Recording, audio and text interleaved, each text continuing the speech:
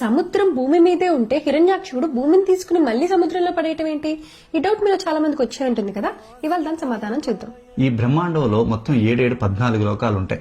భూమి పైన అంటే భూలోకం, భువర్లోకం, స్వర్గలోకం, మహర్లోకం, జనలోకం, తపోలోకం, సత్యలోకం, వీటిని ఊర్ధ్వలోకాలు అంటారు.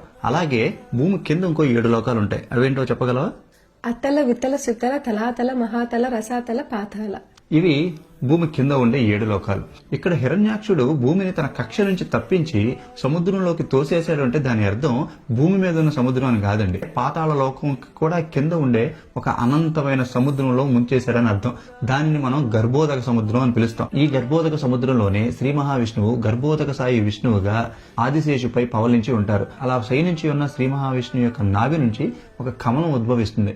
ఆ కమలంలో నుంచే బ్రహ్మదేవుడు కూడా ఉద్భవించి బ్రహ్మాండ సృష్టి చేస్తారు. మనందరికీ తెలిసినట్టుగానే సకల దేవతలు బ్రహ్మదేవుడి దగ్గరికి వెళ్లి మొరపెట్టుకోగా బ్రహ్మ ముక్కులో నుంచి ఒక బొటనవేలి రూపంలో ఒక ఆది వరాహం ఉద్భవించింది. చూస్తుండగానే అనంతమైన రూపం ధరించి గర్భోదక సముద్రంలో దాచబడిన భూమిని పెకిలించి పైకి తీసుకొస్తుండగా హిరణ్యాక్షుడు అడ్డుపడితే సంహరించి భూమిని తీసుకొచ్చి యథాస్థితిగా తన స్థానంలో నిలుపుతారు.